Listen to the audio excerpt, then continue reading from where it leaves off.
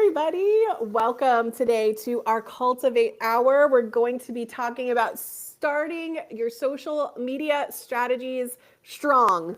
Strong social media strategies, but we're going to be talking about starting strong for 2025. My name is Elizabeth Doss, and I'm a motion graphic designer and social media consultant.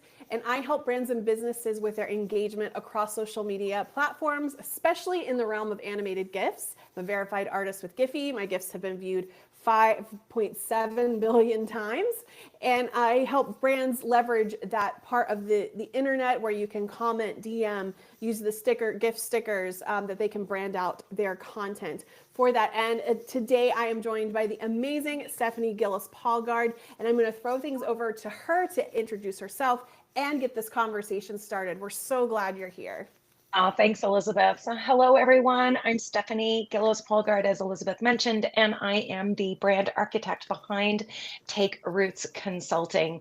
I help businesses and nonprofits with PR and marketing strategies to really help them stand out, build those relationships, drive those conversations, and yes, even talk about conversion. I am so excited because, Elizabeth, I think when everybody kicks off a new year, they think, oh, it's all these new things that I need to know for a whole year. And that can be quite daunting, quite overwhelming. And we thought when we were thinking about, hey, how do we start this new year?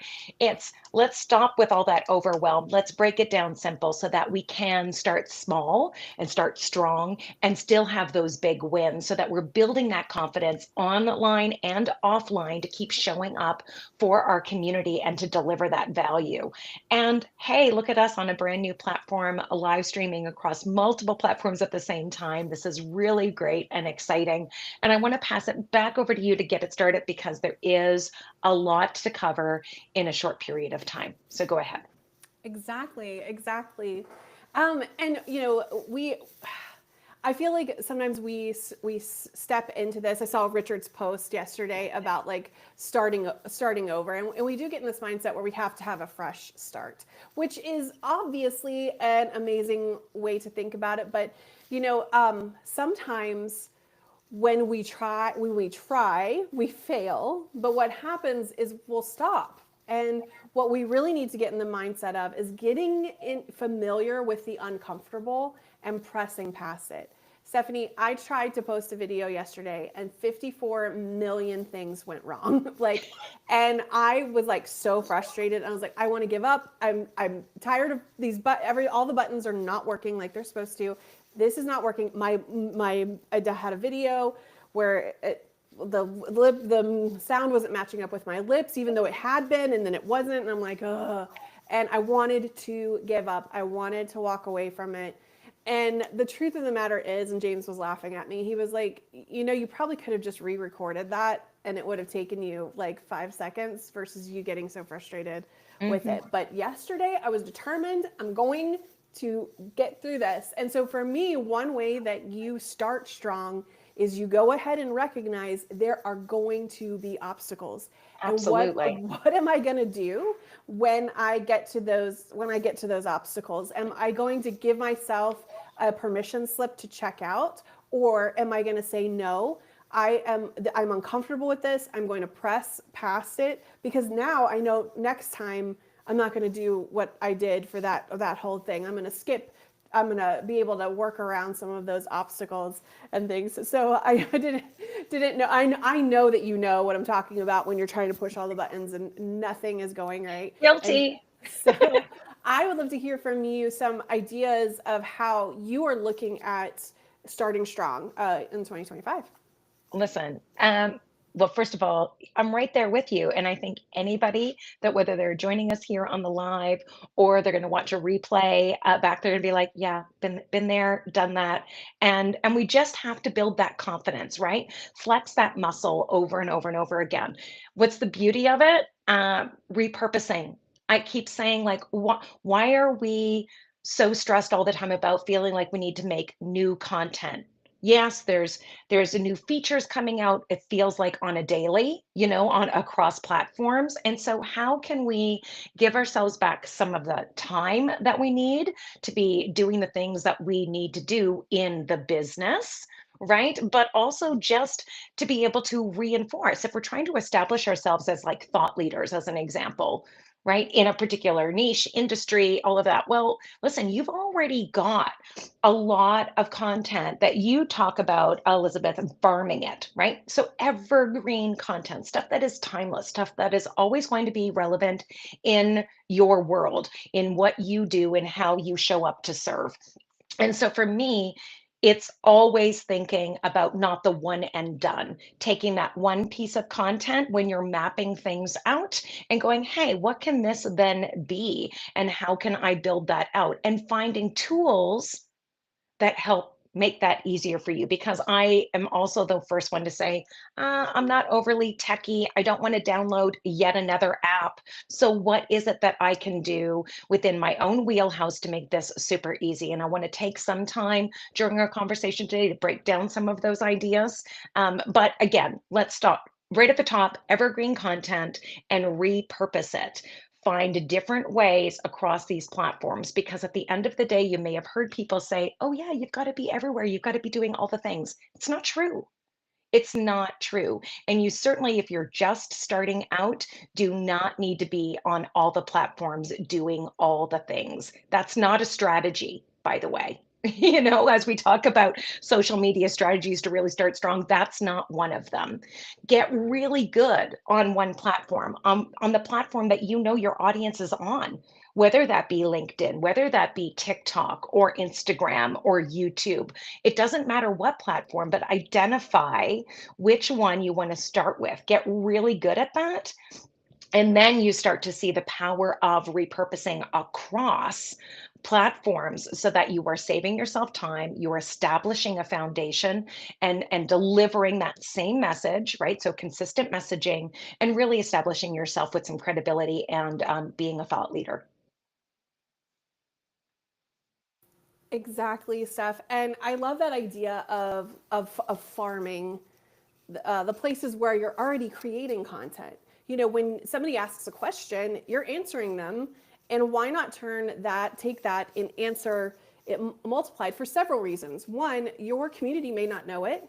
But second of all, you now have an evergreen piece of content that when the question gets asked again, it doesn't just have to be this super long text. You could send a video of you answering that question and say, actually, here's how you do that. And for me on that side, the tutorial side of things, like when I'm showing people how to strategically use their GIFs, and like even the technical tutorials of, hey, did you know the 5 places that you can use GIFs within Instagram? And so creating content that gives them a head start. And that I love how our friend Scott Turner uses this. He actually has created a podcast that's an evergreen conversation of what it's like to work with him, or some of those first things that he dives into. And he has been sharing that with his clients and with their teams, so they get a chance to get to know Scott before he even steps into the room. But it's this 15-minute deep dive, and some of them say they love it because they can listen to it on their commute or whatever, but they get a first step into what it's like to work with you, et cetera. And so I think it's a great way for you to answer questions and like work in the wild on that side of things. I did want to talk about, I was thinking through my list of things that I wanted to bring to the table. This one is super practical, you guys, so get ready, because it may be too practical, and some of you may ignore this, and I'm going to tell you right now, don't ignore me, okay? Do not ignore me on this. What I need you to do, if you are a small business or medium, large business, whichever, I want you to do a quick inventory of all of your links and all of your icons and make sure everything is functioning properly. A couple of things like this is pretend like you don't know you and go to your social media accounts, go to your websites and start using the different buttons and pushing things.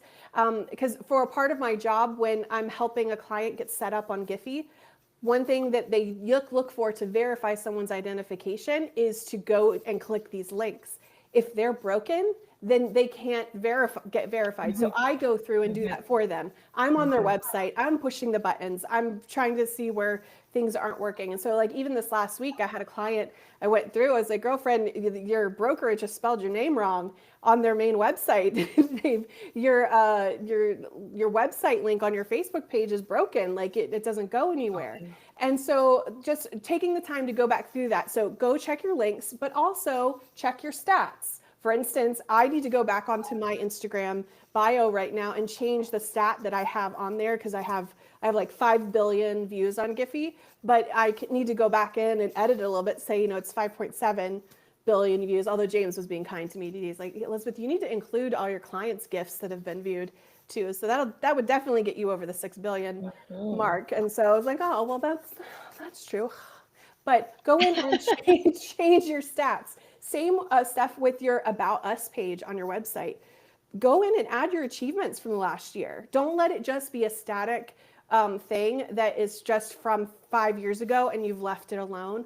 Go through those and update those. Finally, I had another friend who had a newsletter that they were getting people to sign up to.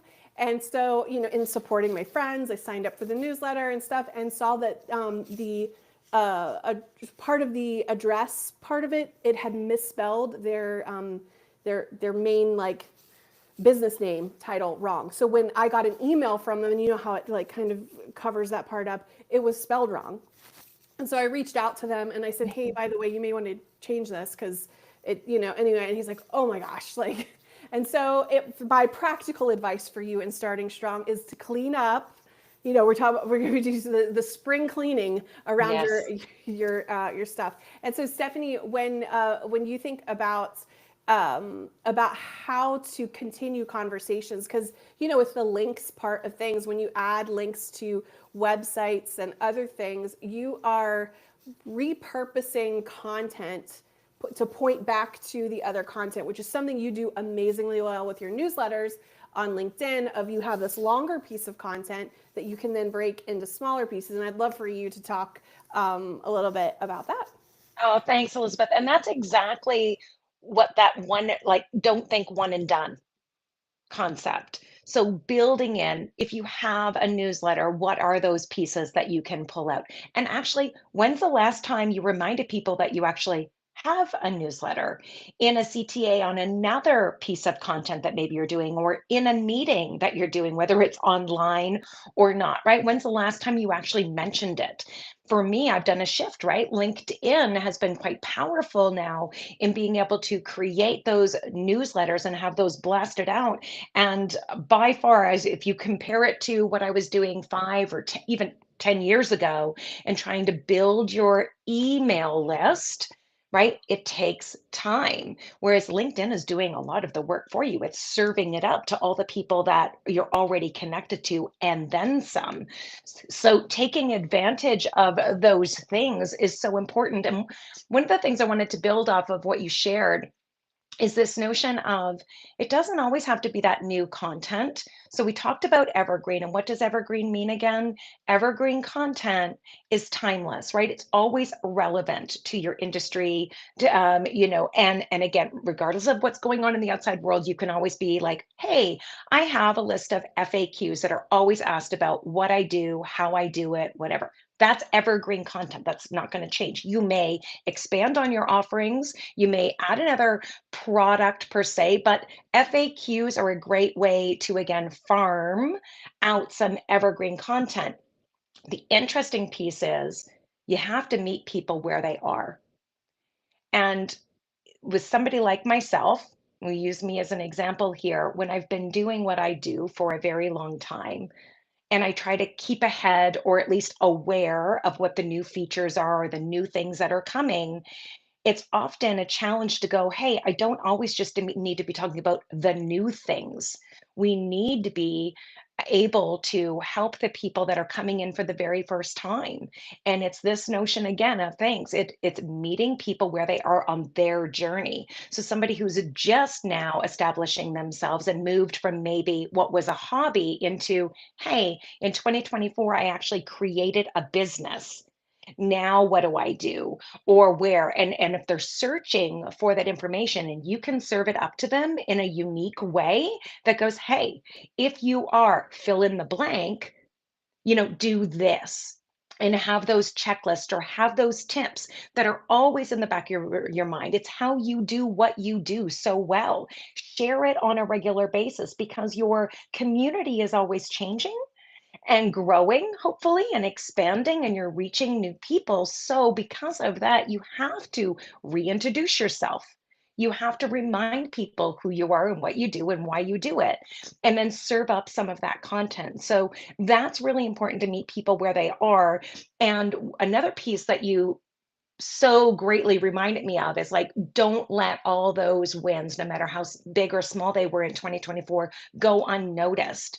And so, how can you turn those into something else that's meaningful? Maybe it's a case study, right? So client came to me with this problem, and me and my team, we were able to do this, and these were the outcomes. That establishes you. That establishes your business. It gives you more credibility. And hey, and don't forget, maybe there's an opportunity to go back there if you didn't already and ask for a testimonial from that client so that again, it can be served up in another way to establish credibility and position you as a thought leader or as somebody who is there to serve and start to generate those conversations because it's not just about the sale.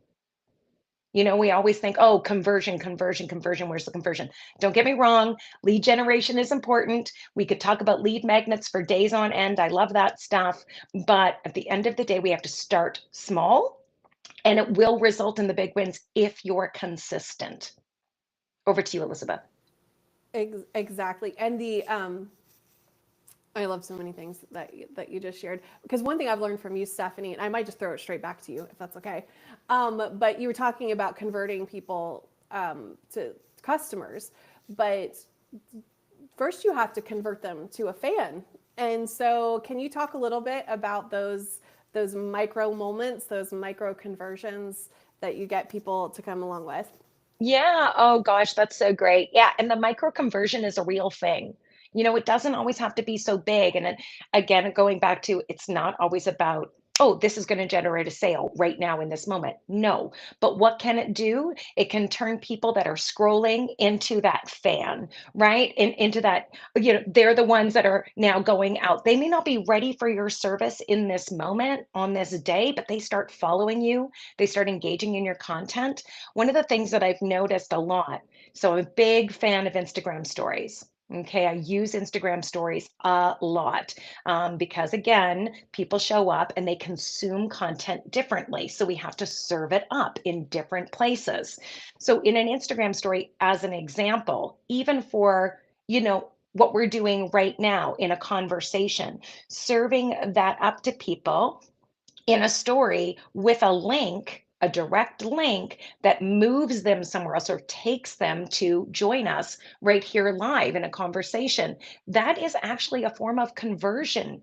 That fact that they weren't following before, maybe they'll subscribe to the YouTube channel, or maybe they'll show up and subscribe to the Seeds newsletter over on LinkedIn because they liked the conversation. So it's all of these little micro conversions that start to turn people in from stranger to kind of a loyal community member or a loyal fan, which may, if you keep serving up that content that's valuable to them, turn them into a client.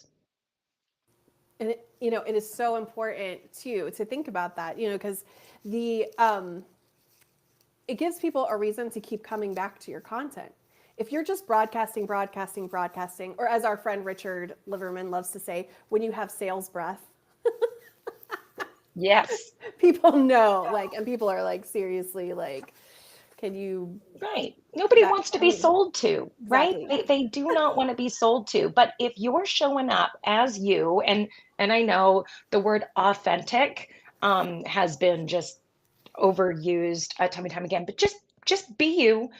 Don't try to mirror everybody else. Know what you know, and serve that up in a meaningful way, whether that is through the education bucket, right? Again, so content buckets, content pillars, so that educational side, that entertainment, and at the end of the day, who are you? what makes you you, because people do business with people.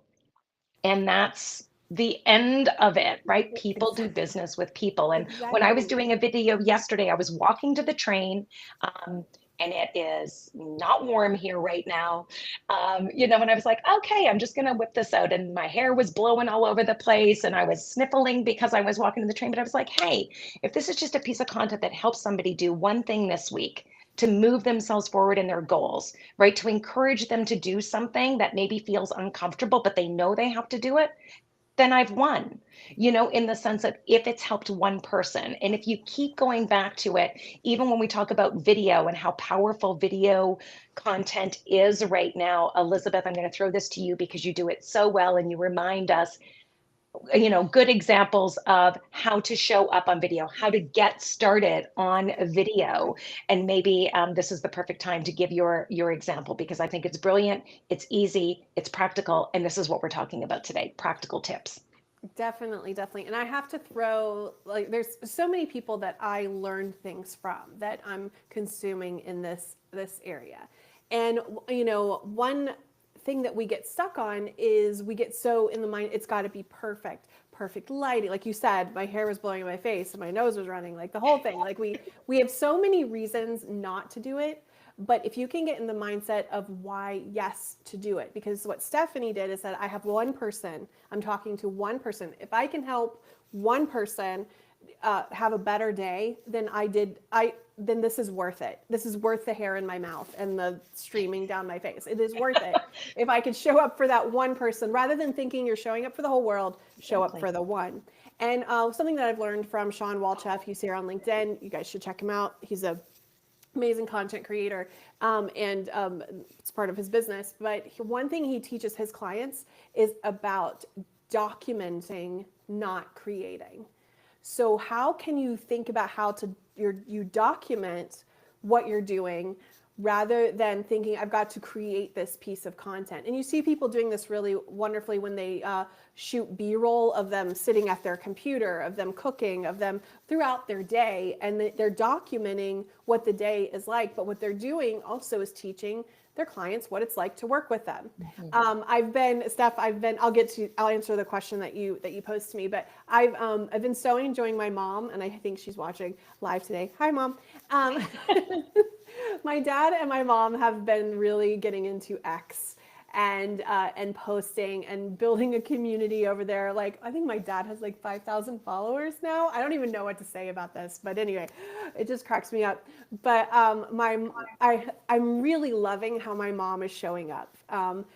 Because she's just documenting her day. She's taking a picture of her cup of coffee. She's a part of a sourdough group, and she's been and she's making people laugh because she's learning how to do it, and so she's failing a lot. But there are some successes. But she's just kind of documenting what she's doing, and I'm getting a lot of courage out of it, honestly, to stop trying to be so curated and really just start showing up and just post the thing and post the photo and just say what you're doing today and documenting along the way. But the question that you were asking me is how can people start to get comfortable with the video side of things? And one of our favorites, it's Glenda Baker. She's a luxury real estate agent in Atlanta, Georgia. And I remember this was years ago now, Steph, in one of her clubhouse rooms, she gave us this tip about how she got comfortable on camera. Because everybody's like, how? I turn on the camera and I freeze. I become a robot or Shakespeare, where I think I have to come up with this amazing thing. And they were like, how did you start to show up so naturally? And so what she said is she started with her best friend, and she would only let herself respond to her best friend in a video text. So a video DM or whatever. So she told her what she was doing, saying, I'm really trying to build this muscle of talking like myself when I'm holding the phone. This is not a normal place to be. But how do you get comfortable with this? And so she talked to the person that she is most comfortable with in her life and started sending her videos. So that got over one barrier of she's speaking as if she's having a conversation. Think of it. That's like the craziest thing. So she's doing that, but then she started with her family. She kind of started sending them video texts as well, just trying to get more comfortable. Well, then she started doing it with her clients. And so when they would ask a question, she would pop on and send them a video answer to it. So she got comfortable talking in her expertise to her clients. Then the next level of that was immediately she started when somebody asked a question and she jumped on to give her client a one-on-one answer. She then turned the camera on live and went on and like didn't expose names or other stuff, but said, hey, if you ever run into this, this is how you deal with it. And so she began to talk to her community in the same way she's talking one-on-one to her clients. So now her community feels like they are getting the same concierge service that she's offering to the client. And so it's that building of the muscle in these concentric circles as you begin to get familiar with speaking like yourself on video. And so I'll hand it back to you, Steph. Right. But it does. It's really practical. Talk like you're talking to that one person. It's not that you're serving it up to the, oh gosh, get ready, over a billion people using Instagram right now, or the billions of followers on TikTok. It's not that. Speak to one person. And if you want to start with video or introduce video into your strategies this year, you're still not ready to maybe get on camera, but you maybe have a sense of humor or you love to do the scroll of the reels. Here's one thing that I would love to invite everyone to try. So if you're on Instagram and if you're using or exploring reels, you may have noticed this feature that's referred to as remix. Okay. Remix makes it extremely easy now for people to serve up that reel to their community. And it's so simple. I'm going to break this down for you as one that I did last week. So I actually conduct social media for a number of different accounts. So this isn't on the Take Roots PR Instagram account, but it is on another one that I do. It's actually about running. And I was scrolling and I found this video that was super fun, super cool, but it was about camping hacks. And they were like the best camping hacks you could ever imagine. I happen to be in the circle of the ultra running community or the running community. And I was like, hey, these could work really well. These hacks are like the perfect hacks for like the next ultra you're running, right? And ultra races sometimes go hours into days. So, right, think all hacks about saving time. All I did was hit the remix button of that original Instagram reel, change the words that were on the very top. So you have to do one thing that's different in this particular type of a remix. And where they said camping hacks, I referred to it as ultra running hacks. And then I changed up the caption to say, here's some epic, hack ideas for your next ultra race. In less than a week, it's now just under 100,000 views. It's been commented or interacted with well over 1,000 times. It's been saved almost 500 times. It's been shared over 400 times. And this was literally just me picking a piece of content that I thought was pretty cool, funny, practical tips, and then I positioned it for the community and served it up to them. That was it. Nothing special. Took me probably 2 minutes to complete that effort, and it's still going. When I look at the insights, it's absolutely incredible. So again, I want you to flex the muscle. I want you to push the buttons. We always talk about it, Elizabeth, showing up, pushing the buttons. Yes, be prepared. Something's probably going to go wrong. The words are going to be shifted, all of the things, but you have to keep showing up and pushing the buttons to get better, to get more comfortable with it so that you can be consistent. So just the last little bit of a challenge for you as we get ready to wrap the conversation today.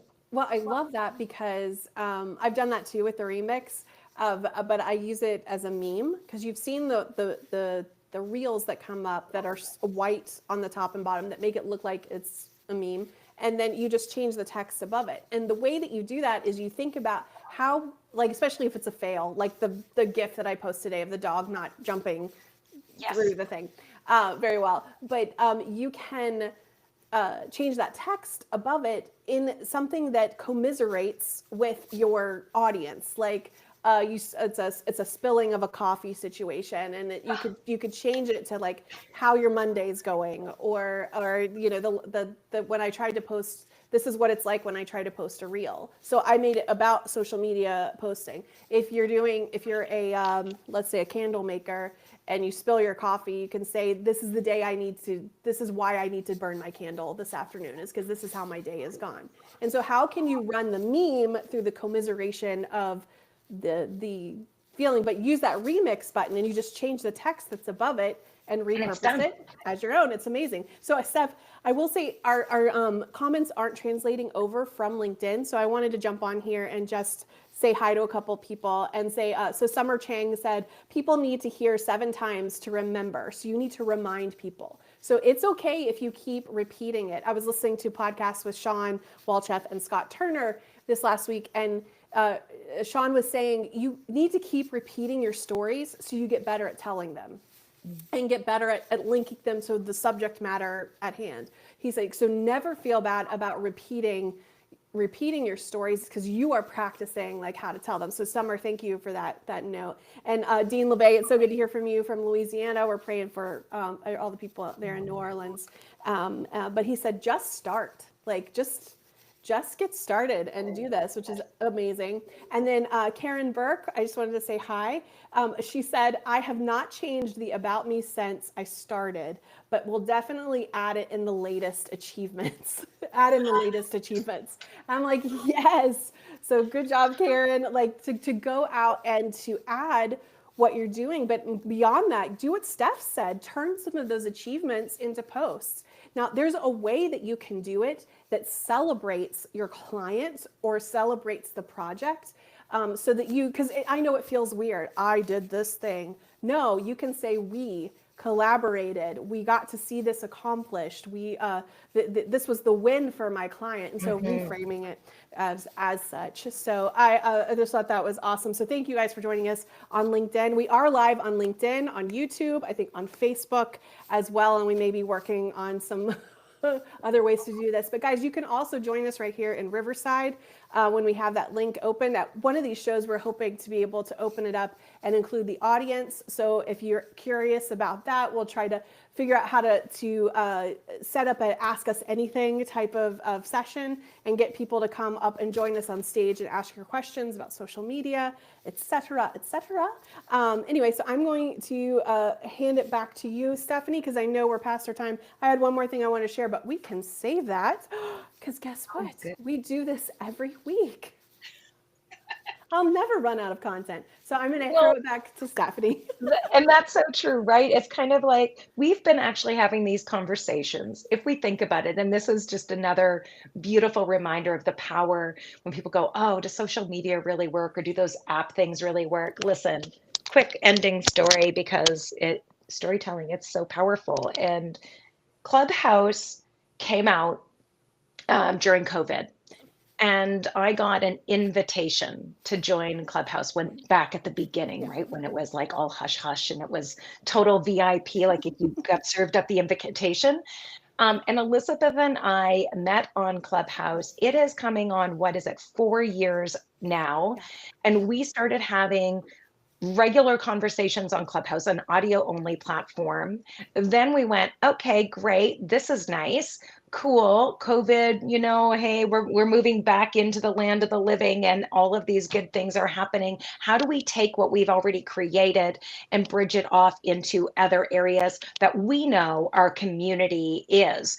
And so there was a little bit of going live on Instagram and pushing all the buttons over there. And then it was like, hey, let's try this LinkedIn thing. And now look, right now today, that first celebration of Elizabeth, we did it. We pushed the buttons. We showed up on another platform and we're streaming live across 3. So it can be done. And you do need to step into the uncomfortable to get comfortable. And I think that's, even the fact that I've been doing this as long as I have, which is well over 2 decades, I'm still learning.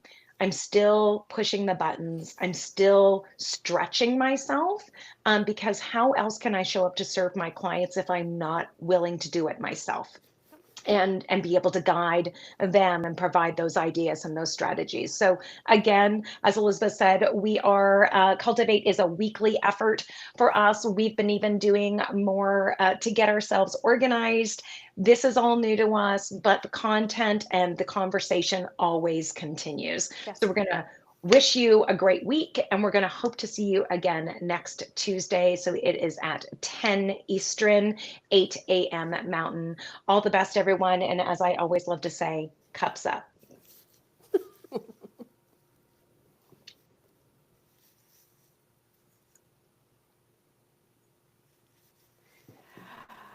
We're done.